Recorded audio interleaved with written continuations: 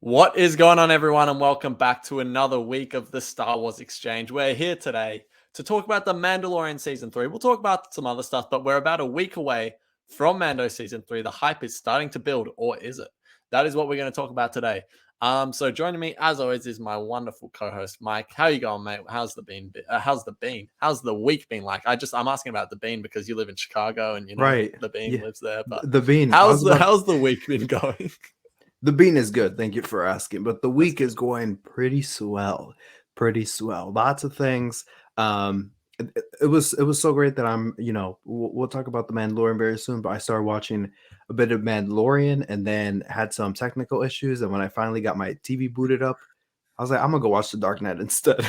So I have it, and then I've been trying to watch episode one across the span of 3 days, and every time I'm trying to watch it, things happen. People call me, so I'm now at the latter part of the episode, but it's still very frustrating because I'm not or even distracted my watch. I made it through a good chunk of the second half of the episode, and I'm barely reaching the IG scene, the IG-11 scene, so I'm very sad. But other than that, it's been okay. How about you, Ari? How are you? Man, doing okay. Life has just been busy lately. As I said last week, approaching my return to college after the summer break here in Oz. But yeah, it's another hot day, so I'm hopefully we can get through this podcast episode without me feeling lightheaded. But no, we will.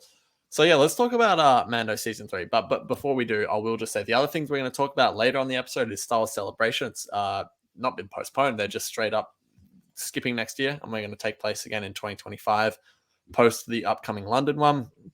And we're going to touch on Bad Batch episode 10 just because people want to keep track with our thoughts and we may as well drop them in there. But once again, did not warrant a full after show. And we prefer to talk about Mando. So yeah, make sure you subscribe to the channel, give us a 5-star rating to keep up with all Star Wars Exchange content.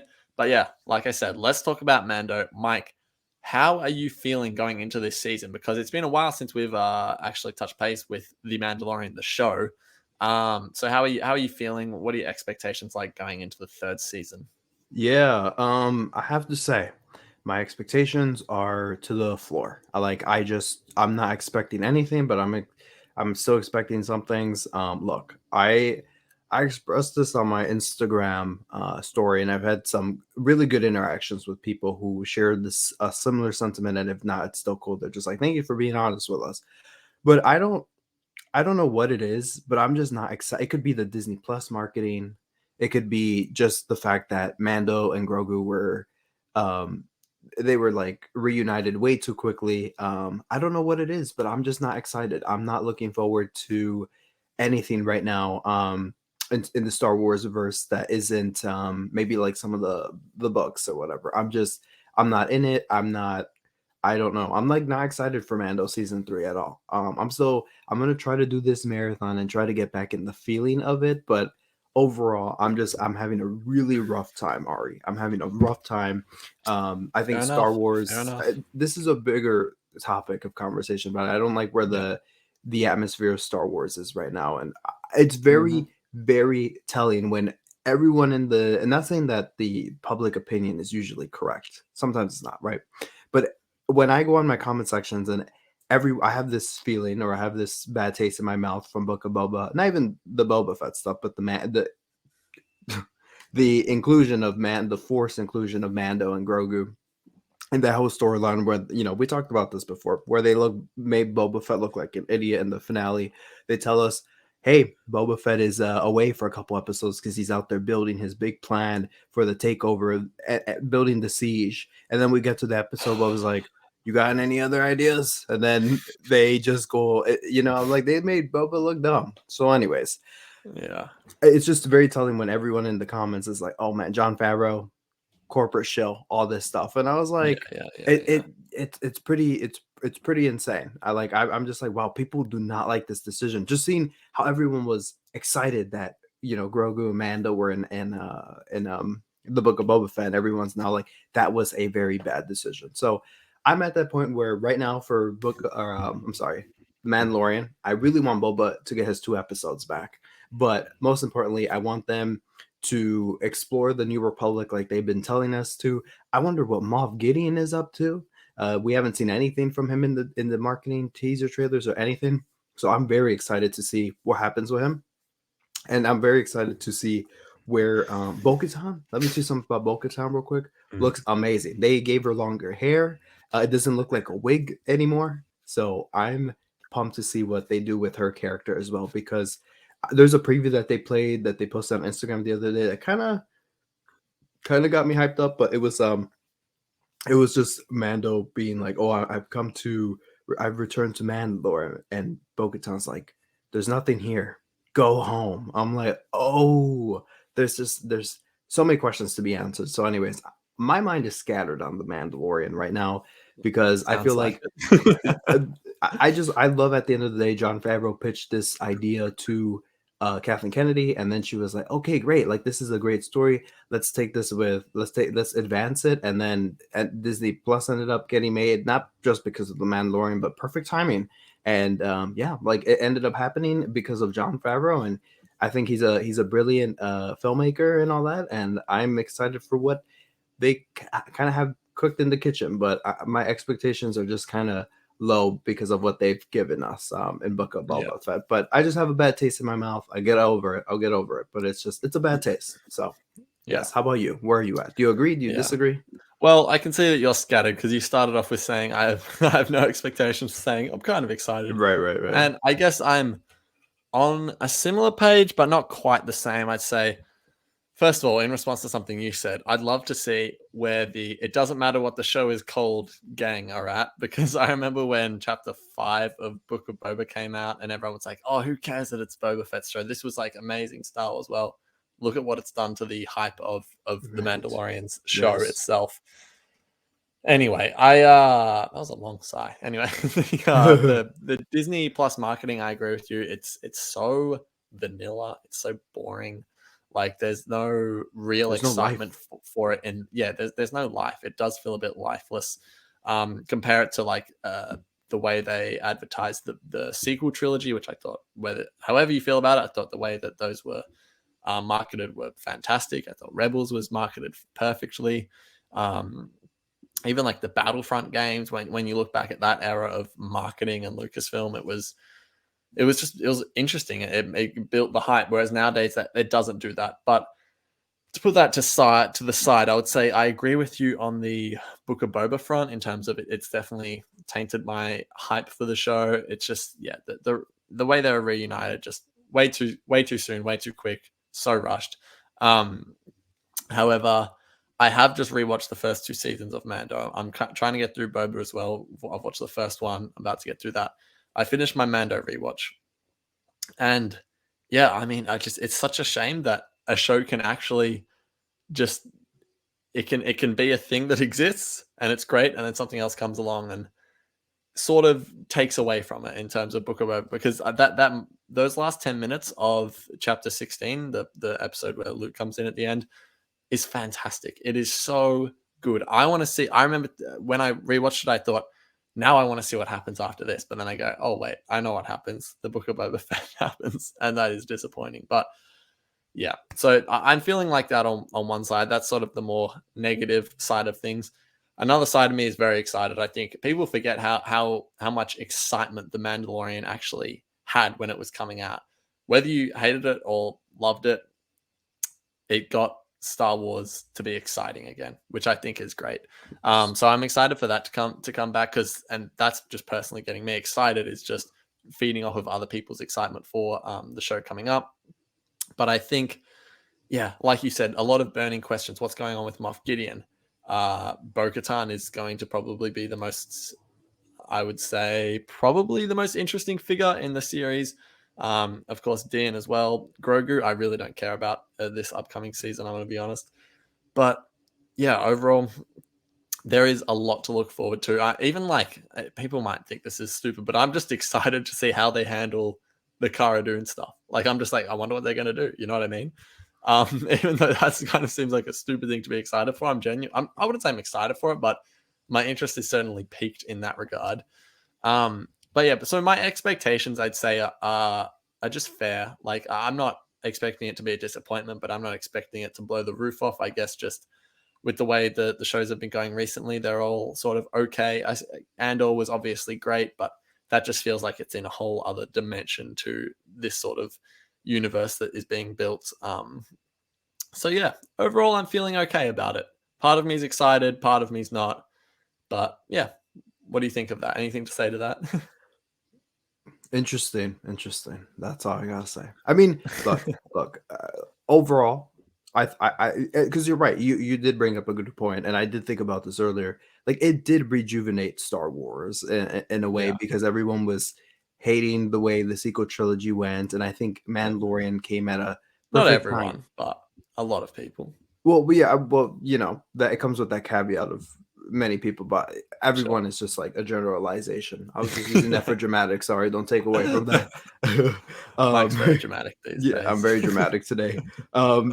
But yeah, like I think that it just gave a life to Star Wars when people were like, Mhm, it came mhm. right before the Rise of Skywalker, but as soon as the promos for season two started coming out for the fall, I mean, and we were just in a different world right there. Like for me personally, I have such a fond memory of watching season two with all my like Instagram friends. Like we would, oh, I remember Mm, my mm. birthday. We watched the premiere of the Marshall. Like we had celebrated my birthday, then I stood up with everyone and we watched the Marshall, and it was the one of the best Star Wars experiences of my life. That episode, there's just so many episodes of Mandalorian to love, but like I said, I just have a bad taste in my mouth. But I give Yeah, credit to Mandalorian because you're right. Like it's like this epic story that it's like, yes, like I can't wait to be in that in like the midst of it and week to week being like, oh man, like what's gonna happen next? Oh man. So yes, 100%.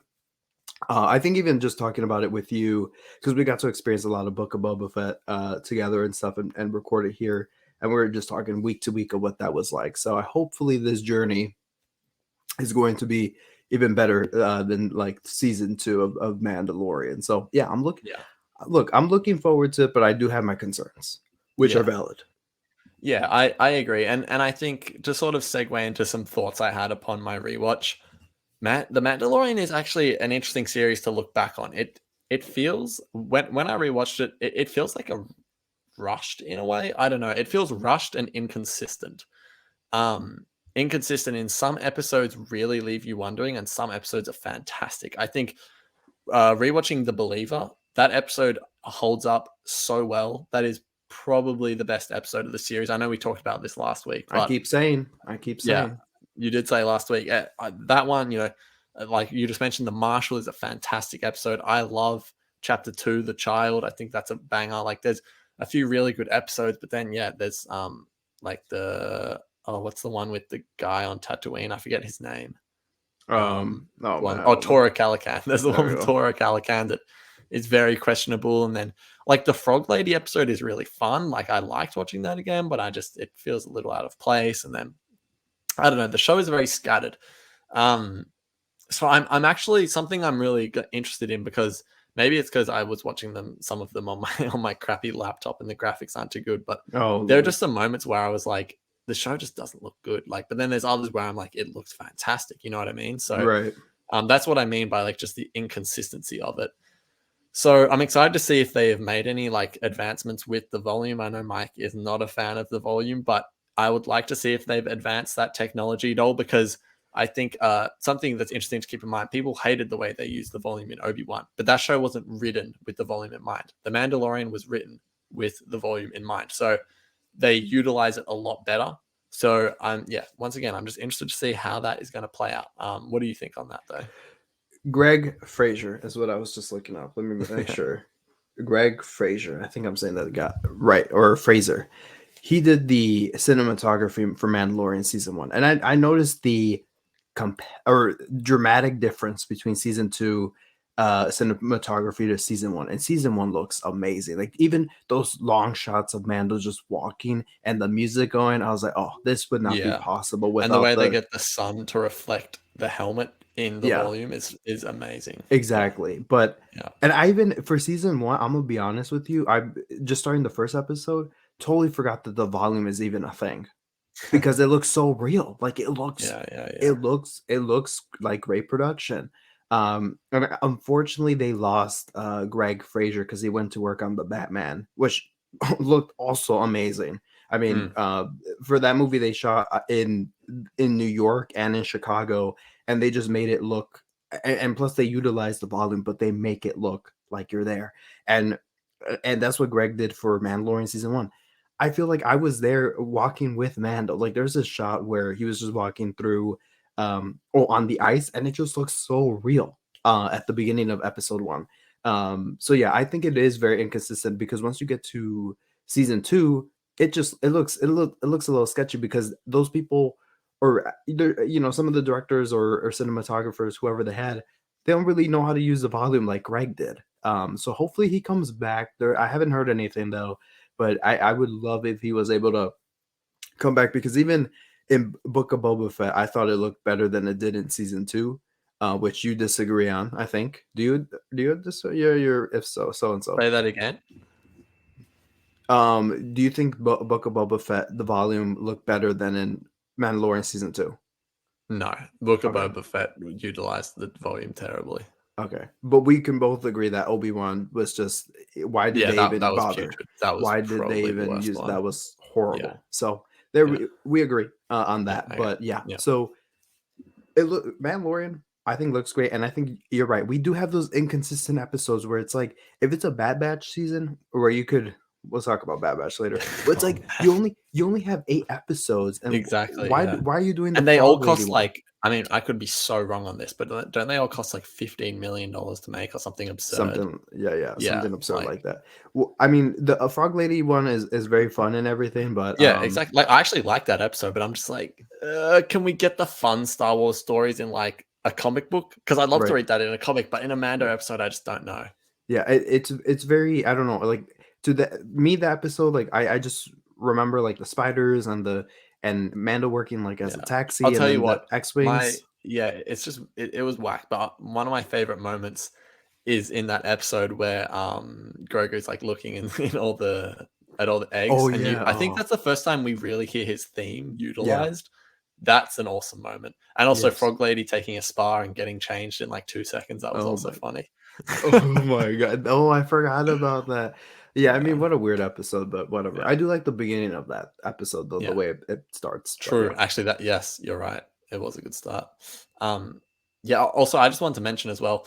I mentioned before how it felt that Mando can kind of feel rushed, and I think maybe that's sort of the quest nature of the show. You know, it's very like, okay, I'm looking for other Mandalorians. I found other Mandalorians, and now they're sending me to find the Jedi. But before I find the Jedi, I might stop by with grief cut. You know what I mean? It's just so I actually hope that season three sort of breaks away from that video game sort of mold. It can be sort of charming at times, but it doesn't. I don't think that's the best way for the show to work because people. There's all those memes. Oh, every episode of the Mandalorian just ends up being like, oh no, we need to save the planet. Oh no, Baby Yoda drank all the milk. Like, shout out to that guy that made that TikTok. 'Cause that's funny, but anyway, so yeah, what do you think? Do you hope they kind of break away from that quest nature, or what do you think? I mean, I think that in I hope they do. I think season one kind of did it well, but then there was points where it's like, okay, they definitely didn't have a point here, so Mando's just gonna waste time on Tatooine with this bounty hunter, with this amateur, because we need some filler in here, or some bluff. So I mean, season two, it became a little bit more telling what they were doing, and then we saw the memes about it. So obviously in season two, it didn't work as well as season one, and especially season two because you had a cameo per episode. I mean, not a Yeah, cameo, but like you had a character that we all know, like Bo-Katan, Boba Fett, Ahsoka, guiding the way through. yeah, Which it felt to me a little bit more like you just saw the cracks in the armor, being like, okay, maybe this is not the best storytelling. So I hope that they yeah, do. I was more in the way the Book of Boba Fett was telling its story, like the first 3 episodes. I was very invested. Like I thought they yeah, were yeah, teasing things and stuff rather than like, oh, Boba Fett has to go here and here. Yeah, I yeah. think Book of Boba I Fett agree. worked on that front. So I hope they do break away from that format. Yeah, same. I also hope that they don't. There's not as much of the cameo stuff. I know that's just that's very topical with Star Wars in terms of cameos or no cameos. I hope to see less of it. Um, And I really hope that we see more episodes like The Believer. It doesn't have to be talking about the same subject matter or anything, but episodes with like depth instead of like, look at this. You know what I mean? It's like, instead of look at this, I prefer think about this. You know what I mean? Exactly. And all the So, other yeah, stuff is cherry on top. Like Boba Fett with the exactly. seismic charge. Of course I want to see that. Yeah, But if you have an episode with no yeah, substance, then the only thing you think about in the episode, yeah, that's the episode where Boba, does that cool thing with the bomb. Like yeah, there's exactly. actually so many things in the episode that you could talk over that. That's just the cherry on Yeah. top. But So that's just like, oh, look, it's like, think about this. Oh, look at that. You know what I mean? It's like, exactly. it's working. There's a flow, there's a rhythm to it. But Exactly. before we wrap up our sort of talk on Mando season 3, first of all, episode 1 has been revealed to go for 35 minutes, which is interesting. It's very short, especially compared to the Marshall, the season 2 premiere, which went for close to an hour. And then also season 4 of Mando has already been written. That's just sort of a fun fact. There's not much to talk about there, but Mando is going to go ahead. And like, I think, Mike, you brought it up yesterday, not yesterday, last podcast, that potentially with the way Disney and Star Wars, Disney wants to lean on Star Wars and all that sort of thing, you're hoping that the Mando story gets told, but we don't just do like 9 seasons of The Mandalorian because it's a moneymaker. Right, right. So that's sort of the only thoughts I have to that, is hopefully that there's a plan. But yeah, before we wrap it up, let's talk about our Mando season 3 predictions. I know I'm sort of throwing you on the spot with this because we didn't talk about it before, but give us a few predictions and then give us like one just really bold prediction that you have that after we finish covering Mando, we'll look back on and laugh at you, or we'll be like, you're a genius. There's no prep for this, no nothing. Interesting. We live in a society. We Um do. Predictions, I think that um I really okay, so I think Sabine Wren is gonna get introduced in this season. We're gonna see Sabine in some capacity. I feel like the way Bo-Katan pointed out Ahsoka in season 2, she's gonna point to Sabine Wren and Din is gonna have to meet up with her, link with her or something. So we'll definitely see Sabine. That's a prediction. The boat prediction, where would this end? I don't know. I see they're doing. Well, you know what? A boat prediction. We'll see. We're gonna see Snoke this season. We're gonna see the first. We already saw like a bit of him. Man. We're gonna see. We're gonna see a bit of him, and it's very telling where where Mandalorian and Bad Batch are leading to with this with this science stuff. So I think we're Yeah. gonna get our full Okay. Palpatine tease, our full Palpatine tease. We'll get an Exegol name drop. I'm just saying, do I want that? No, I just think that's the direction they're going in, and that's what they're gonna do. So there's some of the Interesting. Moff Gideon. I feel like he's gonna escape, and or be rescued. I want to see the Battle of Coruscant. That's a boat. No, I'm just kidding. That would be really cool. Anyways, I don't really have any predictions here. I'm literally, and like I said at the beginning, I have no expectations, but like little things here and there that the trailers have given. I'm just going in being like, hey, throw something at me and let's see how I respond, type deal. Yeah. So that's just how I am right now. Thank you, Book Fair of enough. Boba Fett. How about you? I first of all agree with Sabine. I definitely think she'll be in it. I think we'll see Boba. I think we'll see Ahsoka. I think we'll see those Mandoverse characters. Another small prediction. I think they're gonna do that that sort of cliche with the funny throwaway line regarding Cara Dune. I mean, maybe they won't because it's a sensitive subject, but I can see them just saying something dumb like, Cara, oh yeah, she's exploring the unknown regions, or like Oh something my stupid. god. I would love to see that. My big prediction is, I just came up with this, but I think it's genius. Bo-Katan is going to return to the way we found her. She's going to become the villain again. People forget Bo-Katan was not always a good guy. She started off as a bad character working for Death Watch. I think she's going to go down that path again, and I'm going to extend this prediction to, she's going to challenge Din for the Darksaber, and Din is going to kill her. That's my bold prediction. Yeah. Fair enough. She's going to become a villain, and then she's going to die. I definitely do get villain vibes from her. I think they said that she was the antagonist or something at Celebration. I remember them mentioning something that, I don't know, all the stuff that they haven't exactly said as such, but I but think they've it's teased looking that they're teasing it for she's sure. definitely, especially sitting on that throne, and you're telling me Yeah. into, you know what I'm saying. So we'll I know what see. you're saying. Yeah. So anything else to say about Mando season 3 before we, I guess, jump into it? But and by the way, we will be covering Mando every week. We're unlike with Bad Batch. I'm just sorry. Unlike, why do you do this to me? I'm Why do you do sorry. this to me? I just totally cut you out. I was like shaking my head. Okay, with Bad Batch, we didn't dedicate to like that's not the right word. We didn't dedicate. We didn't help me out with the word here. We didn't Commit. We didn't prioritize. commit. Okay. We didn't commit to like doing it week by week. With Mando, we're committed to covering the show week by week, unless we get like 4 episodes in and it is terrible. But for now, we've committed to the week by week coverage of that. So stay tuned. Mike just doesn't look convinced. So now I'm not even sure. But No, we're in. no, we are definitely in for the ride. So yeah, stay tuned for that. So any last thoughts, or should we jump into the rest of the content for this week? I'm actually curious to see how how our community is excited for this show. Yeah, for sure. I might post a poll on YouTube, or might do something for the Instagram, but why don't you comment and let us know what you're thinking? Like, I'm genuinely curious what our community thinks. So Same. yeah, like just do that for us. I want to know. For sure. Let's talk about Star Wars Celebration. Why is that funny? No, it's because Why is that funny? it's because like your face. I cannot catch a break with you on today's podcast. It's because honestly, what I thought of right before you said Tell me. Star Wars Celebration, when you and I were sitting there, so happy. Oh yeah, tell the story. Eager. Tell the story. Eager. There, Ari and I were at the closing panel at Star Wars Celebration Anaheim, and we had a great weekend. We had so much fun, and we just happened to go to this one because Ari really wanted to. I really wanted to because they will reveal the next celebration. So we go, we find a nice seating, we're relaxed. The panel starts and they start recapping everything, and then we're building to the climax where they're gonna reveal the next celebration. Like it's a big moment. When I was in Chicago, I was standing next to a Star Wars dude, our friend True.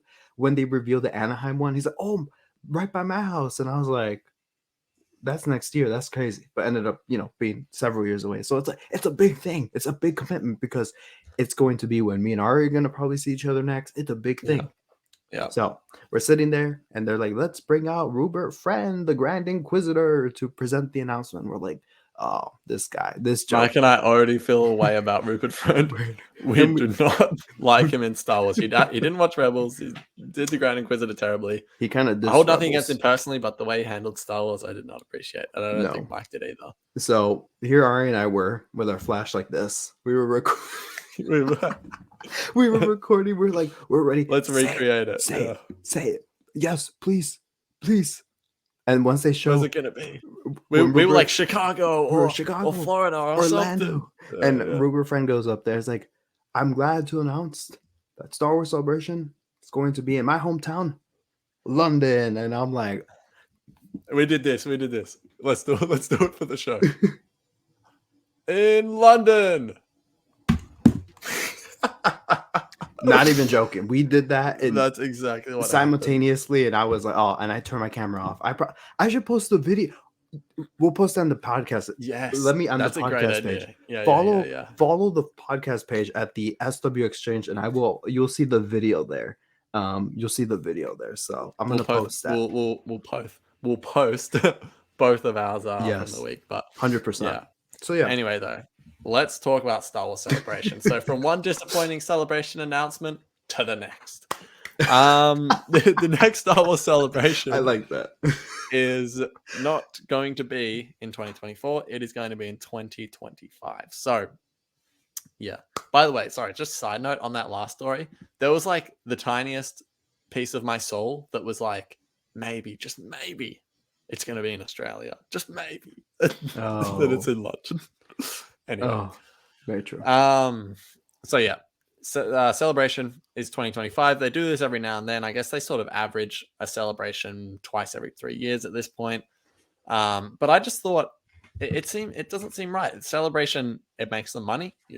They get to announce stuff. It gets fans excited. It gets Star Wars relevant again. It seems like a strange thing to do, especially after they were forced to take 2 years off because of the pandemic, obviously. So Right. it's a weird decision, and it's very disappointing for me. Luckily, me and Mike will be able to see each other before the next celebration. But it means it's for me personally. I'm like, oh well, I'm probably not going to go to the States until this. Besides maybe going, but that's Yeah. a side note. We'll talk to you guys about that another time. We got to talk But about that first because I don't yeah, know. But yeah. Anyway, so it's disappointing in a personal sense for both of us, I think. We also get to see all our other Star Wars friends there, so it just means it's longer until we get to see them again. And some of you guys too. Yeah, exactly. So we just love Celebration. We want to be able to attend it, and even when we can't attend it, I'm still so excited for London in the sense that me and you will be up all night watching those live streams. So 100%. it's just disappointing, and it doesn't make a lot of sense to me. But that is just the decision that they've made for whatever reason. What do you think of it? My first obvious reaction is, oh my God, that's 2 years away from the next celebration. But I was like, wait, there's a celebration happening this year. We're just not in the crowd going, which is fine. We had our fun last year. But I do like, it's just, look, I've talked about on a real note, like I've struggled with anxiety and stuff. So it's kind of like, it's celebration, and obviously Ari here helped me. Why are you making that face? Oh, I'm not making any face. You scared me, man. I'm sorry. I was telling a very dramatic story, and then you're just staring intensely at the camera. Just scared me a little. There we go. No, All I'm right. just invested in this story. I feel like if I say something wrong, that the podcast is over. So I'm gonna continue. Yeah. I'm gonna continue with care. But yeah, there's someone standing in your closet. So anxiety, right? Yeah.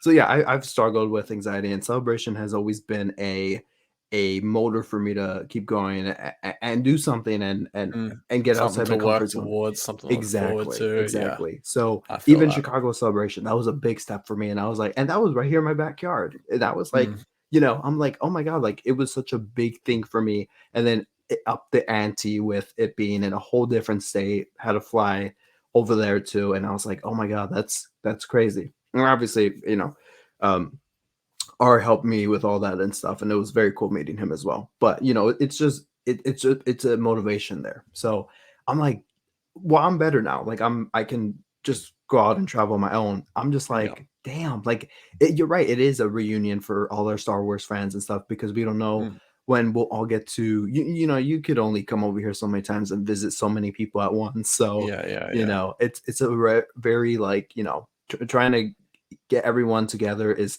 crazy and very difficult. And when we go to these celebrations, I just love seeing the same people, and it's just I don't know. I feel like we're all a Star Wars family. When I see Andy Gutierrez up there, and I'm just like, oh, I'm back home. Anthony and Carboni, Kabani, yeah. I just see everyone, and I'm like, this is my Star Wars family, extended family. So, that's one thing that I was very bummed about. But it does confirm one thing. So we may not have a Star Wars celebration in 2024, but we will have in 2025 when I'm 26 years old, which is scary. Don't say that. I know it's very scary.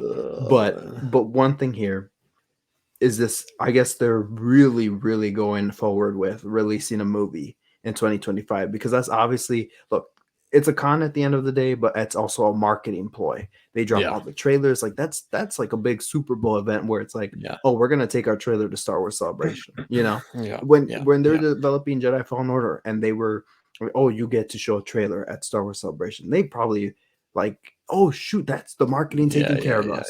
Taking care of us. Same as Andor, same as Mando season 3. Exactly. I mean, they for some reason didn't release that to the public for a while, but still, hopefully they learned. But anyways, Oh yeah, seriously, hope they learn for this upcoming celebration. Show all the panels, no exclusive trailers. I think exclusive footage is okay. There's sort of there's a gray area there. No exclusive trailers, and we're saying that as people that watched. We got to watch the trailers. We were in all the big panels, and I'm still like, if I just put myself in the shoes of someone who, there's loads of reasons why someone can't fly across the world or fly to another state to attend a con. All those people just get left out. It's not right. 100%. So anything else to say on celebration? No, I just echo what you're saying because yeah, we were there. I was at Yeah, Star Wars Celebration 2019 where they showed us the first footage of Mandalorian, and no one else got to see it but us first. yeah, And I was like, okay, cool. You reward the fans that are there who made the trek out. Cool, yeah, but make sure everybody they showed everything else yeah, from that panel. So exactly what you just said. 100. yeah. For real, for real. Let's finish this podcast off by doing a little Bad Batch support group discussion because this show, man, this show, I don't know. There's a reason we're putting this at the end because I realized I don't want to start us off all negative, even though we kind of start negative anyway. Yeah, Bad Batch episode 10. I watched this episode last night. I'd been out, so I watched it late. I came home. I was honestly just wanting to fall asleep.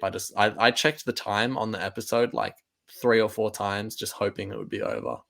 Um, this episode was not fun. I'm looking at a Bad Batch poster right now in my room for season 2. It says "Long Road Ahead," and I'm saying I agree.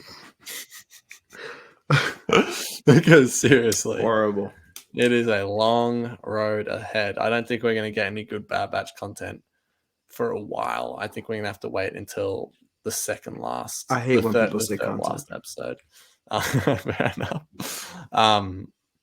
Anyway, man, my thoughts on this episode were I was somewhat interested going in. I thought we could finally wrap the Sid storyline up, but we have progressed with that 0%. Um, I'm speechless. You just talk about it because I honestly can't be bothered. Yeah, for sure. Ari texted me, I guess in his morning time. He texted me, he said, I don't need to read the actual text, but he was just like, are we doing a news story podcast or are we doing a Bad Batch? I was like, the former. I'm like, we're doing Yeah, the news because there's just not much to talk about in this episode.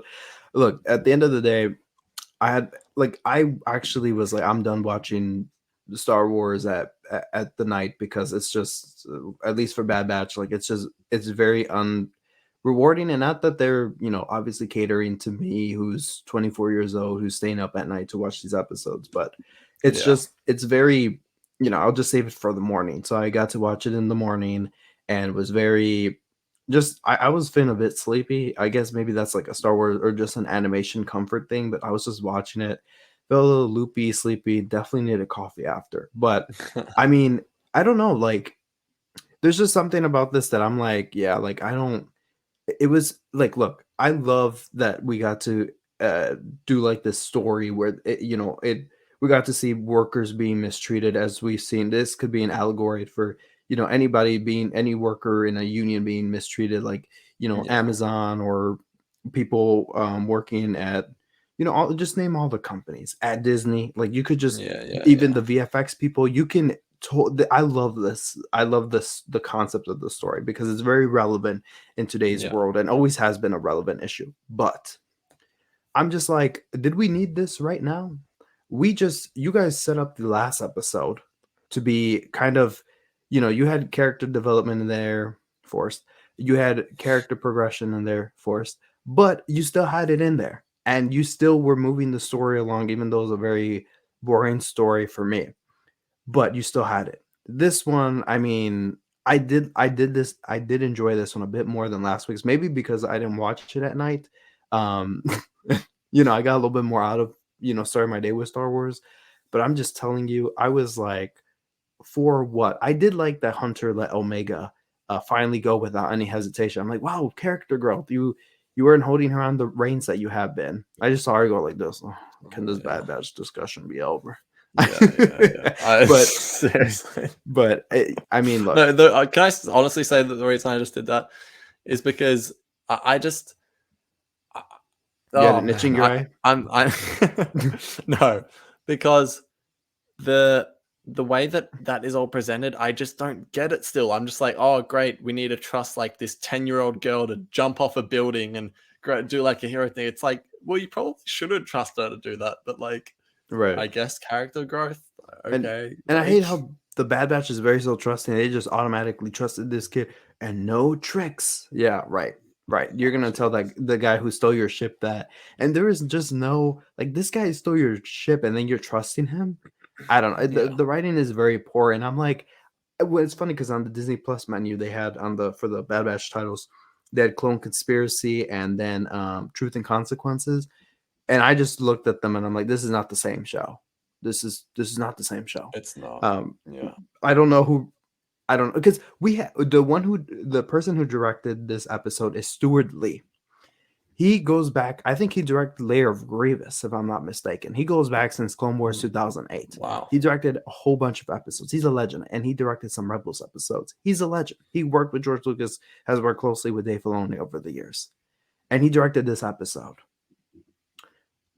I don't know. Everyone just seems bored in the show. The animators seem bored. There's nothing spicy in these episodes anymore with the animation. It's just everyone's bored except the Kiner brothers. They're always cooking every week. I'm like, Yeah. wow, this is great. Can we Everyone get else Dave is bored. Filoni and back to animation? Seriously, His absence is very notable. And sorry, I was just going to interrupt to say, if you watch the documentary on the special features of season 6, I just watched it for the first time recently.